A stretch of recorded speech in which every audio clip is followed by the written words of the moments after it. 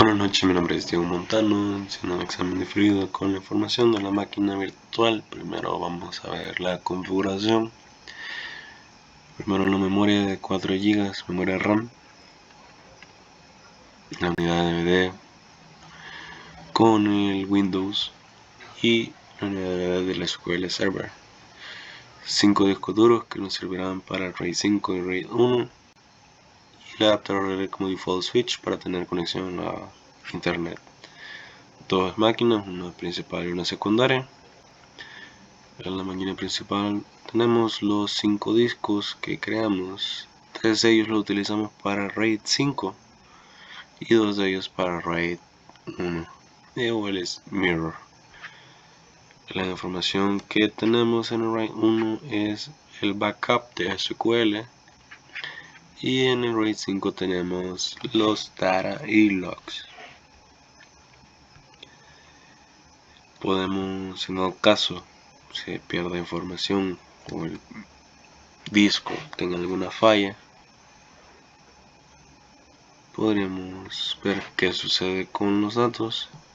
Solamente removemos mirror, regresamos y vemos que la información sigue disponible. Podemos volver a unir el disco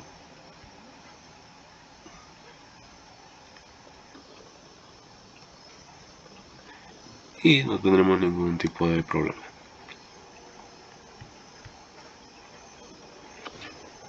Se resincronizan los discos. Podría pasar lo mismo con uno de estos discos. Si se daña, pues no perderíamos la información, ya que tenemos los otros dos discos.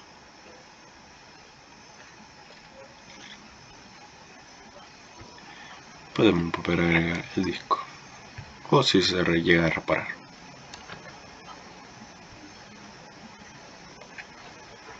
Y se sincroniza la información en los 3 discos. En el disco C fue donde instalé SQL Server, Management Tools. Sincronizando de esa parte podemos pasar a SQL Server, donde están los logins. Solamente para conectarnos, damos Connect, SQL Server Authentication, ingresamos el usuario,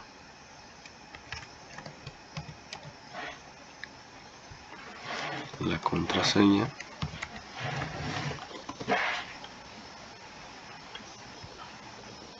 nos podremos conectar con el login. La información, este sería uno de los logins.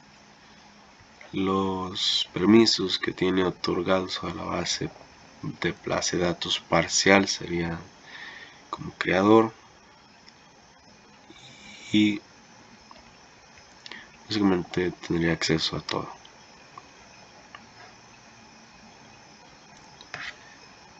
Segundo usuario solamente tiene permisos como creador de la base de datos parcial 4,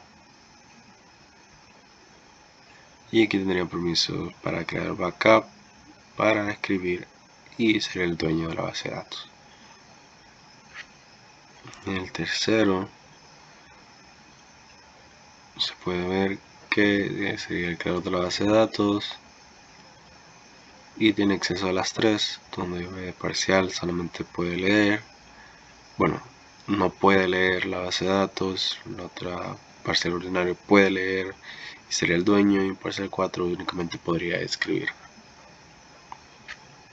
Y en el último login